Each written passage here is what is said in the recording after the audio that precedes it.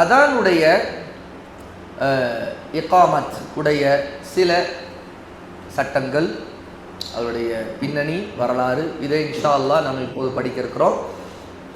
5 வேளை தொழுகைகளும் குறிக்கப்பட்ட நேரத்தை அறிவிப்பதற்கு ஜமாத்துக்கான நேரமாகவும் அதை அறிவிப்பதற்கு அல்லாஹு தஆலா மஸ்ஜிது இருந்து அதான் சொல்லக்கூடிய நிலையை ஏற்படுத்தியிருக்கான். அதே மாதிரி மஸ்ஜிது இல்லாத நிலை இருந்தாலும் ஒருவர் மஸ்ஜிது இல்லாத இடத்தில் அதானை சொல்லி பிறகு தொழுகையை நிலைநாட்டும்படி கட்டளையிட்டிருக்கிறான். அதான் கடமையாக்கப்பட்டது ஹிஜ்ரத்துடைய 1ஆம் ஆண்டு, அதாவது ஹிஜ்ரத் நடந்து 1ஆம் ஆண்டு இது கடமையாக்கப்பட்டது. இப்போ தொழுகை நேரங்களை அறிந்து கொள்வதற்கு கடினமான ஒரு சூழல் இருந்த நேரத்தில் அதற்கான ஒரு அடையாளமாக எதை ஏற்படுத்தலாம் என்று ரசூல் ஸல்லல்லாஹு அலைஹி வஸல்லம் தன்னுடைய தோழரோடு ஆலோசனை செய்தாங்க. அந்த சமயத்தில் அப்துல்லா இப்னு ஸைத் ரலியல்லாஹு அன்ஹு அவர்கள் ஒரு கனவு கண்டார்கள். அந்த கனவை அவர்கள் சொன்னார்கள். அந்த கனவிலே அதான் காட்டப்பட்டிருந்தது, அதாவது பாங்கு சொல்லுகிற முறை காட்டப்பட்டது. அப்துல்லா இப்னு ஸைத் ரலியல்லாஹு அன்ஹு நபி ஸல்லல்லாஹு அலைஹி வஸல்லம் இதை சொன்னார். அப்போதுதான் நபி ஸல்லல்லாஹு அலைஹி வஸல்லம் இதையே நாம் செயல்படுத்துவோம் என்று அங்கீகரித்தார்கள். அல்லாஹ் தஆலா குர்ஆனிலே யா அய்யுஹல்லதீன ஆமனு இதா நூதிய லிஸ்ஸலாத்தி மின் யௌமில் ஜும்ஆ ஃபஸ்அவு இலா ஸிக்ரில்லாஹி வதருல் பை'. முஃமின்களே, வெள்ளிக்கிழமை அன்று ஜும்மாவுடைய தொழுகைக்காக நீங்கள் அழைக்கப்பட்டால் வியாபாரத்தை விட்டுவிடுங்கள், அல்லாஹ்வின் நினைவு கூற நீங்கள் விரைந்து செல்லுங்கள் என்று சூரத்துல் ஜும்ஆ 62வது சூராவுடைய 9வது ஆயத்தில் சொல்கிறான். சூரா அல் மாஇதாவில் அல்லாஹ் சொல்கிறான் 5வது சூராவுடைய 58வது ஆயத்தில் வ இதா நதைதும் இல ஸலாத்தி, நீங்கள் அவர்களை தொழுகைக்கு அழைத்தாலாக. அந்த நிதா தான் அதான், அதாவது பாங்கின் மூலமாக தொழுகைக்கு அழைப்பது. அதானிலும் இக்காமத்தில் உள்ள ஒவ்வொரு வார்த்தையும் திக்ராக இருக்குது என்றால் அதான் அல்லாஹு அக்பர் அல்லாஹு அக்பர் அல்லாஹு அக்பர் அல்லாஹு அக்பர் அஷ்ஹது அல்லா இலாஹ இல்லல்லாஹ் அஷ்ஹது அல்லா இலாஹ இல்லல்லாஹ் அஷ்ஹது அன்ன முஹம்மது ரசூலுல்லாஹ் அஷ்ஹது அன்ன முஹம்மது ரசூலுல்லாஹ் ஹய்ய அலஸ் ஸலாஹ் ஹய்ய அலல் ஃபலாஹ். இப்படிப்பட்ட வார்த்தைகள் கது காமத்தி ஸலாஹ் இகாமத்தில் இப்படிப்பட்ட வார்த்தைகள் எல்லாமே அல்லாஹ்வின் நினைவு கூறக்கூடிய திக்ராக இருக்குது. அப்போ ஈமானை நினைவூட்டக்கூடிய, அதை சொல்லக்கூடிய ரொம்ப அர்த்தம் ஆழமான வார்த்தைகளை கொண்டு அதானும் இகாமத்தும் இருக்கிறது. அதானுடைய முதல் வார்த்தை தக்பீர், அல்லாஹ் அக்பர் என்பதுதான் முதல் வார்த்தையாக இருக்குது. அல்லாஹ்வை இது கண்ணியப்படுத்துவது, அவனை பெருமைப்படுத்துவது. அல்லாஹ் தஆலா நபி ஸல்லல்லாஹு அலைஹி வஸல்லம் அவர்களுக்கு இட்ட ஆரம்பகால கட்டளை சூரா அல் முத்தஸிர் யா அய்யுஹல் முத்தஸிர் கும் ஃபஅன்திர் வ ரப்பக ஃபகப்பிர் என்று அல்லாஹ் சொல்றான். வ ரப்பக ஃபகப்பிர், நபியே உங்களுடைய இறைவனை, உங்களுடைய இரட்சகனை ரப்பை நீங்கள் பெருமைப்படுத்துங்கள், தக்பீர் சொல்லுங்கள் என்றது. வ ரப்பக ஃபகப்பிர், கப்பீர் என்று சொன்னால் அவனை பெருமைப்படுத்தி நீங்கள் தக்பீர் சொல்லுங்கள். ஆகவே அல்லாஹ்வுடைய நபிக்கு அல்லாஹ் இட்ட அந்த ஆரம்ப கட்டளையில் இருக்கிற தக்பீர் தொழுகையில் இருக்குது, அதானிலும் இருக்கிறது. ஆகவே அல்லாஹ்வுடைய அந்த அவனை கண்ணியப்படுத்தக்கூடிய வார்த்தையாக அதான் இருக்குது. ஆகவே இது அந்த அதானுடைய தனித்துவமாக இருக்குது. நபி ஸல்லல்லாஹு அலைஹி வஸல்லம் மேலே ஷஹாதா சொல்வது இருக்குது. ரசூல் ஸல்லல்லாஹு அலைஹி வஸல்லம் எந்த ஷஹாதாவை நோக்கி மக்களை அழைத்தார்களோ அது ஒவ்வொரு வக்து தொழுகைக்கும் பள்ளிவாசலில் சொல்லி அழைக்கப்பட்டுக்கிட்டே இருக்குது. அஷ்ஹது அல்லா இலாஹ இல்லல்லாஹ் வ அஷ்ஹது அன்ன முஹம்மது ரசூலுல்லாஹ் அப்படிங்கிறது. அப்புறம் தொழுகைக்கு அழைக்கப்படும் ஹய்யா அலஸ் ஸலாஹ், தொழுகைக்கு விரைந்து வாருங்கள், ஹய்யா அலல் ஃபலாஹ், வெற்றியின் பக்கம் வாருங்கள். ஆக தொழுகையின் மூலம்தான் முஸ்லிம்களுக்கு வெற்றி என்கிற அறிவிப்பு தொடர்ந்து வைக்கப்பட்டுக்கிட்டே இருக்கு. இப்போ நினைத்து பாருங்கள், முஸ்லிம்களுக்கான வெற்றி லா இலாஹ இல்லல்லாஹ் முஹம்மது ரசூலுல்லாஹ்விலும் தொழுகையிலும் தான் இருக்கிறது என்கிற அறிவிப்பு தான் 5 வேளை தொழுகைக்கு சொல்லப்படுற அதானினுடைய மிக முக்கியமான உயிரோட்டமான செய்தி. இந்த செய்தியைத்தான் நம்ம சலஃபி தாவான்னு சொல்றோம். இதைத்தான் சலஃபியுடைய தாவா எப்போவுமே மக்களை அல்லாஹ்வின் பக்கம், ஷஹாதாவின் பக்கம், சுன்னாவின் பக்கம், அதாவது லா இலாஹ இல்லல்லாஹ் பக்கம், முஹம்மது ரசூலுல்லாஹ்வின் பக்கம், பிறகு என்ன தொழுகையின் பக்கம். அல்லாஹ் தஆலா கொடுக்கிற வெற்றி இந்த உம்மத்திற்கு இதை கொண்டுதான். ஆகதான் ஹய்யா அலல் ஃபலாஹ், ஃபலாஹ் கிடைக்க வேண்டும் என்றால் நீங்கள் விரைந்து தொழுகையின் பக்கம் வாருங்கள் என்கிற கட்டளை இருக்கு. இதை புரியாத உம்மத்தாக நம்முடைய உம்மத்து இருக்கு. ஆகதான் எதன் பக்கம் அழைச்சிக்கிட்டு எதிலே வெற்றி கிடைக்கும், முன்னேற்றம் கிடைக்கும், எதிரிகள் வீழ்த்தப்படுவாங்க அப்படிங்கிற மாதிரி எண்ணத்தில் மக்கள் போயிட்டு இருக்கிறாங்க. அல்லாஹ்வின் திக்ரின் பக்கம் வரல, அல்லாஹ்வை நினைவு கூர்ந்து வெற்றியின் பக்கம் வரல, வேறு எதையோ நினைவு கூர்ந்து கொண்டு என்ன செய்கிறாங்க, வெற்றி கிடைக்கும் என்று நம்பிக்கொண்டிருக்கிறாங்க. இது எவ்வளோ பெரிய ஒரு சோதனையும் ஒரு வேதனையுமான விஷயம் பார்த்தீர்களா? அப்போது ஷேக் ஃபௌசான் குறிப்பிடுறாங்க, இது அல்லாஹ்வுடைய கண்ணியத்தை வெளிப்படுத்தக்கூடிய திக்ருகளில் மிகச்சிறந்த திக்ராக, மிகச்சிறந்த தூய்மையான வார்த்தையாக இருக்குது. வானம் பூமியில் உள்ள எல்லாமே இதை கொண்டு எடை போடப்பட்டால் இதோடைய எடை தான் மிஞ்சி நிற்கும். அதாவது லா இலாஹ இல்லல்லாஹ் முஹம்மது ரசூலுல்லாஹ் இந்த அதானுடைய வார்த்தைகள், இதில் லா இலாஹுடைய வார்த்தைகளை ஒரு தட்டிலும் மற்றதெல்லாம் இன்னொரு தட்டிலையும் போட்டால் மொத்த உலக வானம் பூமி அனைத்துமே எல்லாமே என்ன ஆகும், எடை குறைவானதாக தெரியும். இந்த ஷஹாதாவும் லா இலாஹ இல்லல்லாஹ் இந்த அதானுடைய திக்ருகள் தான் மிக எடை உள்ளதாக இருக்கும். அதானுடைய சிறப்புகளை பற்றி ஹதீஸ்கள் நிறைய வந்திருக்குது. அதான் சொல்லக்கூடியவர்களுடைய சிறப்பு வந்திருக்குது. அதான் சொல்லக்கூடிய நாளைக்கு மறுமையில் அவருடைய கழுத்துக்கள் நீளமானதாக இருக்கும். அதாவது மஹ்ஷருடைய மைதானத்தில் அவர்கள் நிற்கும்போது அல்லாஹ் தஆலா அவர்களை கண்ணியப்படுத்தும் விதமாக அவர்களை தனியாக காட்டுவாங்க. எல்லாம் நின்றுட்டு இருப்பாங்க, ஆனால் அவங்களுடைய கழுத்து நீளமாக்கப்பட்டதுனால் மக்கள் பார்ப்பாங்க, ஓ அவர் முஅzzின், ஓ இவர் பாங் சொன்னவர் இல்லையா என்று அவர்களுக்கான கண்ணியம் தனித்துவமாக இருக்கும். ஆகவே தான் அவருடைய கழுத்து நீட்டப்பட்டு அவருடைய முகம் எல்லாருக்கும் தெரிய விதமாக இருக்கும். அவங்க அல்லாஹ் தஆலா அதான் சொன்னவர்களை கண்ணியப்படுத்துவான். அதானும் இக்காமத்தும் ஃபர்து கிஃபாயாவாக இருக்கிறது. இதில் உலமாக்கிட்ட கருத்து சில நேரத்தில் இக்காமத் ஒவ்வொரு இதுக்கு கட்டாயம் என்று உலமாக்கள் சிலர் சொல்லியிருக்காங்க. ஆனால் ஃபர்து கிஃபாயா ஒரு சிலர் சொன்னால் போதுமானது. ஆகதான் ஒரு பகுதியில் பாங் எங்கேயாவது ஒரு இடத்தில் சொல்லப்பட்டு விட்டாலே போதுமானது, அந்த பகுதியில் திரும்ப பாங்கு சொல்ல தேவையில்லை என்பது ஃபர்து கிஃபாயாங்கிறனால தான். ஏன்னா ஒரு சிலர் அந்த கடமை நிறைவேற்றினால் போதுமானது அப்படிங்கிறது. அவை நாம் வீட்டில் இருக்கிறோம், பெண்கள் பாங்கு சொல்லணுமா? பெண்களுக்கு பாங்கே இல்லை. இக்காமத் அவர்கள் தங்களுக்குள்ளே சொல்லிக்கொள்ளலாம். அதுவும் சில இடத்துல சொல்லாமலே அவர் தொழுதாலும் கபூலாகும், கடமை இல்லை, கட்டாயம் இல்லை. ஏன் என்று கேட்டால் முஸ்லிம் உம்மத்திலே அந்த பகுதியிலே பாங்கும் இக்காமத் சொல்லக்கூடிய நிலை இருந்தாலே போதுமானது.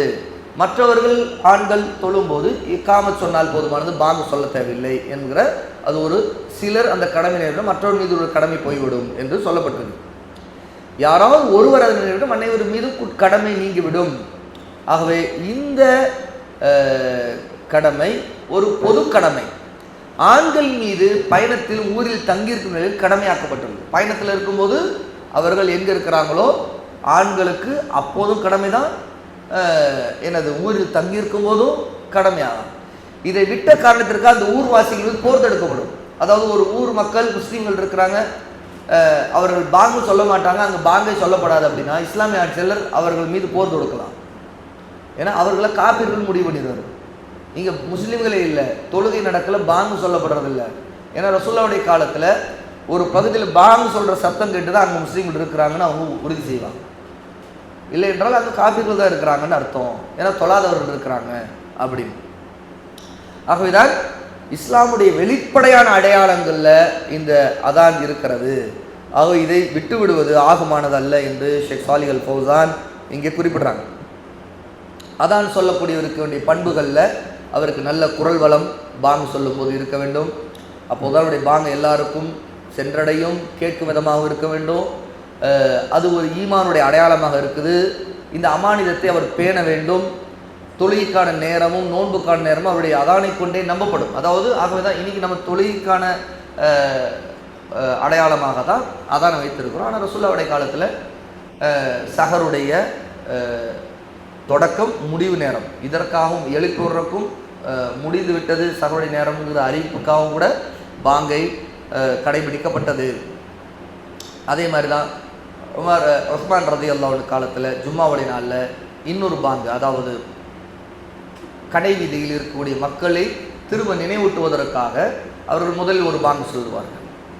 அப்போ அதன் மூலமாக மக்கள் தொழுகைக்காக தயாராக வேண்டும், மஸ்ஜிதை நோக்கி வர வேண்டும். பிறகு மிம்பர்களை எப்போதும் போல இருந்த வழக்கமான ரசூலுல்லாஹ்வுடைய காலத்தில் இருந்த அந்த பாங்கு சொல்லப்பட்டது. அதாவது மக்கள் அதிகரித்து அந்த இறைச்சல் கூட்டத்தின் பக்கத்தில் மக்கள் தொழுகையிலிருந்து ஜும்மாவிலிருந்து விலகி இருக்கக்கூடாது என்பதற்காக உஸ்மான் ரலியல்லாஹு அன்ஹு அதை ஏற்படுத்தினாங்க. அது சுன்னாவில் உள்ளதுதான் என்றால் ரசூல் ஸல்லல்லாஹு அலைஹி வஸல்லம் இது போன்ற தேவை நிமித்தமாக பாங்கு சொல்வதை ஏற்கனவே வழிகாட்டி இருக்கிறாங்க. எப்படி எப்படி தேவை நிமித்தமாக பாங்கு சொல்வதை ரசூல் ஸல்லல்லாஹு அலைஹி வஸல்லம் ஏற்கனவே வழிகாட்டிட்டாங்க. எப்படி? ஜும்மாவில் இல்லை, வேற நேரத்தில். எப்படி? சஹருடைய நேரத்தில் மக்களை எழுப்புவதற்கு ஒரு பாங்கு சொன்னாங்க. பிறகு சஹருடைய நேரம் முடிவை காட்டுவதற்கு அதிலிருந்து தான் ஃபஜ்ருடைய வக்து வந்தது காட்டவும் பாங்கு சொன்னாங்க. ஆகவே இந்த ஒழுங்குகள் மார்க்கத்தில் உள்ளது தான் அதானுடைய வாசகங்கள். அப்போ ரசூலுல்லாஹி ஸல்லல்லாஹு அலைஹி வஸல்லம் பிலால் ரலியல்லாஹு அன்ஹு பாங்கு சொல்லக்கூடியவராக இருந்தாங்க. அப்துல்லா இப்னு உம்மி மக்தூம் ரலியல்லாஹு அன்ஹு அவர்கள் பாங்கு சொல்லக்கூடியவர்களாக இருந்தாங்க. பாங்கு சொல்லும்போது ஆட்காட்டி விரலை காதில் வைத்துக் கொள்வது இது ஒரு முக்கியமான ஒரு சுன்னா. அதாவது கட்டாயம் அல்ல என்றாலும் இது ஒரு சிறந்த சுன்னா. பிலால் ரலியல்லாஹு அன்ஹு அப்படி தான் பாங்கு சொல்லுவாங்க. இன்றைக்கி அது ஒரு இறந்து விட்ட ஒரு நிலையாயிடுச்சு. அதாவது பலர் குறிப்பாக தௌஹீத் வட்டத்தில் இருக்கக்கூடிய சிலர் அவங்க இந்த பாங்கு சொல்கிறது விரலை காதுகள் வைக்கிறதை தவிர்த்து விட்டாங்க. அவை அது சிறந்தது அல்லங்கிறத நம்ம இங்கே தெரிஞ்சுக்கணும். ஹய்யா அலஸ் ஸலாஹ் என்று கூறும்போது வலப்புறம் முகத்தை மட்டும் திருப்புறதும், ஹய்யா அலல் ஃபலாஹ் என்று சொல்லும்போது இடதுபுறம் முகத்தை திருப்புறதும் அதுவும் சுன்னாவில் உள்ளது. ரசூல் ஸல்லல்லாஹு அலைஹி வஸல்லம் கற்றுக் கொடுத்துருக்குறாங்க. அதே நேரத்தில் சுபுவுடைய நேரத்தில் அஸ்ஸலாத்து கைரும் மினன் நௌம், தூக்கத்தை விட தொழுகை மேலானது என்கிற வார்த்தையை 2 முறை சொல்கிறது. என்ன? ஹய்யா அலஸ் ஸலாஹ் ஹய்யா அலல் ஃபலாஹ்க்கு பிறகு அஸ்ஸலாத்து கைரும் மினன் நௌம் என்று சொல்கிறது. இதுவும் தூக்கத்தில் இருக்கக்கூடியவர்களை எழுப்புவதற்காக அதனுடைய முக்கியத்துவத்தை சொல்வதற்காக சொல்லக்கூடிய வாசகமாக இருக்குது. சில வார்த்தைகளை கொண்டு அதானுக்கு முன்போ பின்போ அதானை போல சில விஷயம் சத்தமாக சொல்கிறது இருக்குது சிலர்கிட்ட. அது கூடாது, அது ஒரு பிதா.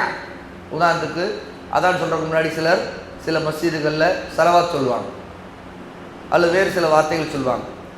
இது எல்லாமே பிதஅத்தாக இருக்கிறது. ரசூல் ஸல்லல்லாஹு அலைஹி வஸல்லம் அப்படிப்பட்ட எதையும் கற்றுக் கொடுக்காத போது அதானுடைய வாசகங்களை தொடங்கும் போது ஒரு அல்லாஹ் அக்பர் என்று தான் தொடங்க வேண்டுமே தவிர வேறு தஸ்பீஹ்கள், துஆ, ஸலவாத் இது போன்றதையெல்லாம் சொல்லக்கூடாது. அது பிதஅத்தாக மார்க்கத்தில் ஹராம், தடை செய்யப்பட்டவை. சுன்னாவுக்கு மாறாக செய்வது ஹராம், தடை செய்யப்பட்டது என்பதையும் குறிப்பிடுறாங்க. அதே மாதிரி அதானுக்கு பதிலளிப்பது ஒரு சுன்னா. அதானுடைய வார்த்தைகளை கேட்க அது போலவே திரும்ப பதிலளிப்பது. அல்லாஹ் அக்பர் அல்லாஹ் அக்பர்னு சொல்லும்போது அல்லாஹ் அக்பர் அல்லாஹ் அக்பர் சொல்லுவோம். அஷ்ஹது அல்லா இலாஹ இல்லல்லாஹ் சொல்லுவோம், அஷ்ஹது அல்லா இலாஹ இல்லல்லாஹ். அஷ்ஹது அன்ன முஹம்மது ரசூலுல்லாஹ், அஷ்ஹது அன்ன முஹம்மது ரசூலுல்லாஹ். ஹய்யா அலஸ் ஸலாஹ் சொல்லும்போது என்ன சொல்லணும்? லா ஹவுல வலா குவத்த இல்லா பில்லாஹ். அதாவது நன்மையை செய்ய சக்தி பெறுவதோ பாவத்தை விட்டு தப்பிப்பதோ அல்லாஹ்வை கொண்டே தவிர வேறில்லை. இதை பதிலாக சொல்லணும். பிறகு அல்லாஹ் அக்பர் அல்லாஹ் அக்பர் சொல்லும்போது திரும்ப அல்லாஹ் அக்பர் அல்லாஹ் அக்பர் என்று சொல்லி முடிக்கிறது. அதானுக்கு நடுவே ஒருவர் பேசுவது மார்க்கத்தில் அனுமதிக்கப்பட்டது, ஜாயிஸ். சில நேரத்தில் அதானுக்கு பதிலளிக்க வேண்டும் என்பதற்காக எல்லாரும் அமைதியாக இருங்க அப்படின்னு சொல்கிற ஒரு போக்கு சில இடங்களில் நடைமுறையில் இருக்குது. அப்படி ஒரு கட்டாயம் இல்லை. இமாம் புகாரி ரஹிமஹுல்லாஹ் இது ஒரு தனி பாடத்தையே அமைத்திருக்கிறாங்க. அதான் சொல்லப்படும் போது பேசலாமா அப்படிங்கிறது அந்த பாடம். பேசலாம், அதில் அதான் சொல்லி கொண்டிருக்கும் போது பேசுவது மார்க்கத்தில் தவறல்ல அப்படிங்கிறதுக்கும் ஆதாரங்களை இமாம் புகாரி ரஹிமஹுல்லாஹ் தன்னுடைய சஹீஹ்ல குறிப்பிடுறாங்க. ஆகவே அதான் சொல்லப்பட்டாலே கட்டாயம் அமைதியாக இருக்க வேண்டும் என்பதல்ல. இன்னும் சொல்ல வேணா பேசிக்கொண்டே கூட அதானுக்கு பதில் சொல்லலாம். பேசிக்கிட்டு இருக்கும்போது அல்லாஹ் அக்பர் அல்லாஹ் அக்பர் அல்லாஹ் அக்பர் சொல்லிக்கிட்டே பேசலாம். பாடம் நடத்தும் போது அப்படியே பேசலாம். அஷ்ஹது அல்லா இலாஹ இல்லல்லாஹ் அஷ்ஹது அல்லா இலாஹ இல்லல்லாஹ் சொல்லிட்டு அப்படியே பேசலாம். ஆகவே அதான் சொல்லும்போது அமைதியாக இருக்க வேண்டும் அல்லது செவிதாழ்த்தி கேட்க வேண்டும், அந்த வாய்மூடி இருக்க வேண்டும் என்பது கடமை அல்ல. ஒருவர் தான் விரும்பி கேட்டு அதற்கு பதிலளிக்கிறார் என்றால் அவருடைய தனிப்பட்ட விதி, அது குற்றம் அல்ல. ஆனால் அவர் பேசக்கூடாது என்பதை மார்க்கம் சொன்னால் அது ஒரு பிதஅத். ஏனென்றால் மார்க்கம் எதை கடமையாக்கி கட்டாயமாக்கலையோ, எது ரசூலுல்லாஹ்வுடைய காலத்தில் இப்படி ஒரு வழக்கம் இருக்கலையோ அந்த வழக்கத்தை பிறகு மார்க்கமாக ஆக்குவது பிதஅத். மார்க்கமாக சில இடத்துல ஒருத்தருடைய சூழல் நான் கவனித்து அதற்காக பதிலளிக்கிறேன்னா அதற்காக அவர் பேசாமல் இருக்க, அவர் தனிப்பட்ட விஷயம், அது பிரச்சனை இல்லை. ஆனால் பேசக்கூடியவரே அமைதியாக இருக்க வேண்டும் என்று கட்டாயப்படுத்துவது கூடாது. அவை அந்த மாதிரி நம்ம பழக்கப்படுத்த தேவையில்லை. இன்னும் சொல்லப்போனால் சில நேரத்தில் அதான் சொல்கிறாங்க எல்லாரும் அமைதியாக தான் இருக்கணும் அப்படின்னு பிள்ளைகளை பழக்கப்படுத்துறது இருக்குது. ஆனால் அதே பிள்ளைகளுக்கு முன்னாடி நம்ம பேசிக்கிட்டு இருக்கும்போதே நம்ம பதில் சொல்லிக்கிட்டே பேசலாமே அப்படிங்கிறது சுன்னால உள்ளதுங்கிற அவங்க சொல்லி தர வேண்டியதான் நம்ம கடமையை தவிர கல்வி ரீதியாக பேசாமல் இருக்க வேண்டும் என்று அவர்களுக்கு ஆணையிடுவது கடமை இல்லை. அவை நாம் கேட்க விரும்பினால் நீங்கள் கேளுங்கள், கேட்டு பதிலளிக்கிறீர்கள் பதிலளியுங்கள். இல்லை என்றால் நீங்கள் உங்களுடைய வேலைகளை கவனிக்கிறீர்கள் என்றால் அது ஒன்றும் தவறல்ல. ஏன்னா உங்கள் காதில் அதான் சொல்லப்படுது என்பது நீங்கள் தெரிந்து கொள்வீங்க. அந்த வார்த்தைகள் உங்கள் காதில் விழுது, அது உள்ளத்தில் இறங்கும். ஆகவே கட்டாயம் வாய்மொழி இருக்க வேண்டும் என்பதை மார்க்கமாக சொல்வது அது ஒரு பிதாத் அப்படிங்கிறது இங்கே நான் கூடுதல் தகவலை சொல்கிறேன். ஷேக் ஃபௌசான் இந்த தலைப்புகளை அதை கொண்டு வரல, ஆனால் உலமாக்கள் அதை பற்றி தம்முடைய ஃபத்தாவாக்களில் சொல்லியிருக்கிறாங்க. இமாம் புகாரி ரஹ்மஹுல்லா ஒரு தலைப்பாகவே அதான் சொல்லும்போது பேசலாமா அப்படிங்கிற ஒரு தலைப்பிட்டு அதற்கு ஆதாரத்தை குறிப்பிட்டிருக்காங்க. அதான் சொல்லி முடித்த பிறகு ஒருவர் துஆ செய்வது, அது சுன்னாவில் உள்ளது, அதற்காக உள்ள துஆ. அல்லாஹும்ம ரப்ப ஹாதிஹி தஅவத்தி தாம்மா வஸ்ஸலாத்தில் காயிமா ஆதி முஹம்மதினில் வஸீலத வல் ஃபதீலத வபஅத்ஹு மகாமன் மஹ்மூதன் அல்லதி வஅத்தஹ் அப்படிங்கிற துஆ. அப்போ அல்லாஹும்ம யா அல்லாஹ், அல்லாஹ்வே, ரப்ப ஹாதிஹி தஅவத்தி தாம்மா, இந்த முழுமையான அழைப்பு, நிலையான அழைப்புக்கு உரியவனே, சொந்தக்காரனே, அவன்தான் ரப்பு. ஆகவே அவன்தான் இந்த அத்தாவத்தி தாமா. அத்தாவத்து தாமா என்று சொன்னால் அதனுடைய வாசகங்களை குறிக்கும். என்ன? அல்லாஹ் அக்பர், அல்லாஹ் அக்பர், அஷ்ஹது அல்லா இலாஹ இல்லல்லாஹ், அஷ்ஹது அன்ன முஹம்மது ரசூலுல்லாஹ். இது எப்படிப்பட்டது? ஹய்யால ஸலா, ஹய்யால ஃபலா, இதெல்லாம் அத்தாவத்து தாமா. அப்படின்னா பரிபூர்ணமான அழைப்புன்னு அர்த்தம். ரப்ப ஹாதிஹி தஅவத்தி தாமானா இந்த பரிபூர்ணமான அழைப்பின் இறைவனேன்னு அர்த்தம். அப்போ அல்லாஹ்வை எப்படி இங்கே குறிப்பிடுறோம்? அதான் வாசகத்துக்கு பதிலளிக்கின்ற அந்த துஆவின் போது யா அல்லாஹ், அல்லாஹும்ம ரப்ப ஹாதிஹி தஅவத்தி தாமா, இந்த பரிபூர்ணமான முழுமையான குறையில்லாத தாவா அழைப்புக்கு உரியவனே, சொந்தக்காரனே, இறைவனே, ஆத்தி முஹம்மதினில் வஸீலத வல் ஃபதீலத, ரசூலுல்லாஹ்வுக்கு நாம் இங்கே பிரார்த்திக்கிறோம். முஹம்மத் நபி ஸல்லல்லாஹு அலைஹி வஸல்லம் அவர்களுக்கு சொர்க்கத்தில் உயர்ந்த பதவியை, சிறப்பை நீ வழங்குவாயாக. இது ரசூலுல்லாஹ்வுக்காக கேட்கக்கூடிய பிரார்த்தனை. ரெண்டு விஷயங்கள் ரசூலுல்லாஹ்வுக்காக கேட்குறோம். ஆத்தி கொடுப்பாயாக, முஹம்மதன் முஹம்மதனில், அதாவது முஹம்மதற்கு அல் வசீலா. அல் வசீலா என்பது ரசூலுல்லாஹ்வுக்கு அல்லாஹ் சொர்க்கத்தில் கொடுக்கக்கூடிய உயர்ந்த பதவியே அல் வசீலா என்று சொல்லணும். ரெண்டாவது அல் ஃபதீலா. அல் ஃபதீலா என்று சொன்னால் அது அல்லாஹ்வுடைய நபிக்கு அல்லாஹ் கொடுக்கக்கூடிய சிறப்பு. அல்லாஹ் எல்லா சிறப்புகளையும் ரசூலுல்லாஹ் கொடுத்துருக்காங்க. அதான் அதற்காக அல்லாஹ்விடம் துஆ செய்யக்கூடியதுதான் இந்த வாசகம். ஆத்தி முஹம்மதினில் வசீலத வல் ஃபதீலத. அப்புறம் வபஅத்ஹு மகாமன் மஹ்மூதா அல்லதி வஅத்தஹ், முஹம்மது அவர்களுக்கு நீ கொடுத்த வாக்குறுதியை, அந்த உன்னதமான அந்தஸ்தை கொடுத்து அவரை அந்த அந்தஸ்தில் எழுப்புவாயா. மகாமன் மஹ்மூத் என்று சொன்னால் ரசூலுல்லாஹி ஸல்லல்லாஹு அலைஹி வஸல்லம் மறுமை நாளில் எல்லா மக்கள் மஹ்ஷரில் நின்றுட்டு இருக்கும்போது, விசாரணை தொடங்காத போது, அல்லாஹ் விசாரணை எப்போ தொடங்குவான்னு எல்லாம் ஏங்கி தவித்துக்கிட்டு இருக்கும்போது ரசூலுல்லாஹ் அர்ஷுக்கு கீழே போய் சஜிதாவில் இருந்து பிறகு அல்லாஹ் அவங்களை எழுப்புவார். அந்த எழுப்புகிற இடம்தான் மகாம் மஹ்மூத், உயர்ந்த அந்தஸ்திலே ரசூலுல்லாஹ்வை அல்லாஹ் எழுப்புவது. ஏனென்றால் அல்லாஹ் தஆலா ரசூலுல்லாஹ் சொல்லுவார், யா முஹம்மத், முஹம்மதே, இர்ஃபா கும், எழுவீராக, இஷ்ஃபா, ஷஃபாத் செய்வீராக. அந்த ஷஃபாஅத் அப்படிங்கிறது அந்த விசாரணை மனித குலத்துக்காக தொடங்குவதற்கு ரசூலுல்லாஹ் தான் பேசுவாங்க. அல்லாஹ் வேறு எந்த நபியும் பேச முடியாது. எல்லா நபியும் பயந்துட்டு இருப்பாங்க. ஆனால் ரசூலுல்லாஹ் தான் எல்லா மக்களும், எல்லா நபிமார்களும் ரசூலுல்லாஹ் சொல்லும்போது ரசூலுல்லாஹ் அர்ஷுக்கு கீழே போய் சஜிதாவில் இருந்து அல்லாஹ் நாடுற காலம் வரைக்கும் தஸ்பீஹில், திக்ரில் இருந்து அல்லாஹ்வை புகழ்ந்து தக்பீர், தஹ்மீத், தஹ்லீல், லா இலாஹா இல்லல்லாஹ் இப்படி அல்லாஹ்வை புகழ்ந்து சொல்லி பிறகு அல்லாஹ் நாடும்போது தன்னுடைய நபியை, தன்னுடைய ஹாத்தமுன் நபியை, தன்னுடைய பிரியத்திற்குரிய ஹபீபை அல்லாஹ் தஆலா யா முஹம்மது என்று பெயர் சொல்லி அழைத்து அவங்களை எழுப்புவோம். அதற்கு முன்னாடி வரைக்கும் அல்லாஹ் தஆலா யா ஐயுஹன் நபி, யா ஐயுஹர் ரசூல் என்று தான் சொல்லி. குர்ஆன்ல அல்லாஹ் தஆலா எங்கேயுமே யா முஹம்மது சொல்லலை. ஹதீஸில் ரசூல் ஸல்லல்லாஹு அலைஹி வஸல்லம் தனக்கு யா முஹம்மதுன்னு அல்லாஹ் சொன்னதா சொல்லலை. ஆனால் ஏன்னா யா முஹம்மதுன்னு பேசுறது எல்லாமே மக்கள் தான் பேசியிருக்கிறாங்க, மலக்கு பேசியிருக்காங்க. ஜிப்ரீல் வந்து பேசுவார், யா முஹம்மது பேசியிருக்கிறார். மக்கள் பேசியிருக்காங்க, யா முஹம்மத். அப்போ இந்த லெவலில் தான் இருந்தது. ஆனால் அல்லாஹ் நபியின் அந்தஸ்தை காட்டுவதற்கு யா யுஹன் நபி யா யுஹர் ரசூல் என்று தான் சொன்னான். ஆனால் முதல் தடவை அல்லாஹ் மகாம் மஹ்மூதுங்கிற அந்த உயர்ந்த அந்தஸ்தில் அவங்களை உயர்த்தி எழுப்பும் போது தான் யா முஹம்மது என்று தன்னுடைய பிரியத்துக்குரிய நபியை அவங்களுடைய பெயரை சொல்லி அழைத்து எழுப்புவான். அவ இந்த மாதிரி உலமாக்கள் பல விளக்கங்களை இந்த ஆதாரங்கள் மூலமாக இந்த துவாவுக்கு விளக்கமாக குறிப்பிட்டிருக்கிறாங்க. அப்போ எழுப்பப்படுகிறேன் மகாமன் மஹ்மூதன் அல்லதி வஅத, அதான் அல்லாஹ் கொடுத்த வாக்குறுதி. இந்த ஷஃபாத் அல்லாஹ் தஆலா நபி முஹம்மதுக்கு மட்டும் இந்த வாக்குறுதி கொடுத்திருக்கிறார், அவங்களை அந்த இடத்தில் எழுப்புவேன். ஆகவே வபஅத்ஹு எழுப்புவாயாக, மகாமன் மஹ்மூதன், மகாம் மஹ்மூத் என்றால் அந்த உயர்ந்த இடத்தில் உன்னதமான இடத்தில் எழுப்புவாயாக. அது மஹ்ஷர் மைதானத்தில் அல்லாஹ் அர்ஷுக்கு கீழே அவங்க சஜ்தால இருக்கும்போது எழுப்பக்கூடிய நிலை. ஜாபிர் ரலியல்லாஹு அன்ஹு அறிவிக்கக்கூடிய இந்த ஹதீஸ், இந்த துவா அவங்க மூலமாக அறிவிக்கப்பட்டிருக்குது. புகாரில் 614வது ஹதீஸாக இடம்பெறுது.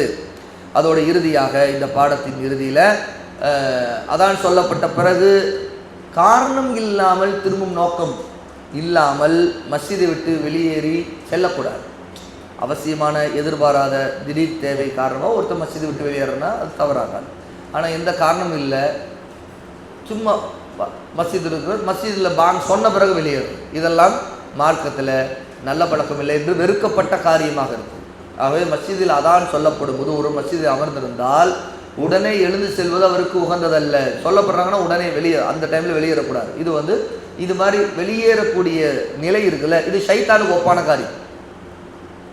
பாங்கு சொல்லப்பட்டோடனே ஓடுறான் யாருக்கிட்ட, ஷைத்தான் தான். அவன் மஸ்ஜிதில் இருந்த ஒருத்தர் பாங்கு சொல்லப்பட்ட வெளியே போகிறான்னா ஷைத்தான் தான் வெளியே போகுது அப்படின்னு அர்த்தம். அவங்க தான் ஒரு முஸ்லீம் இந்த மாதிரி நிலையிலிருந்து தன்னை ஆக்கிக் கொள்ளக்கூடாது. ஆனால் தவிர்க்க முடியாது ஏதாவது சூழல், திடீரென்று ஒரு சூழல் காரணமாக அல்லது சில நேரத்தில் நம்ம பாங்கு சொல்லப்பட்டிருக்கோம் இருந்திருப்போம், ஆனால் திடீர்னு அப்போ தான் பசம் பிடிக்க வேண்டியது சூழல் வந்திருக்கும். இந்த மாதிரி ஏதாவது தவிர்க்க முடியாது, ஏதாவது உடல் நோய் காரணமாக அல்லது ஏதோ ஒரு அவசரமாக ஒருத்தருக்கு உதவி வேண்டிய கட்டாயம் இப்படி வந்துச்சுன்னா போவது இல்லை, தவறு இல்லை.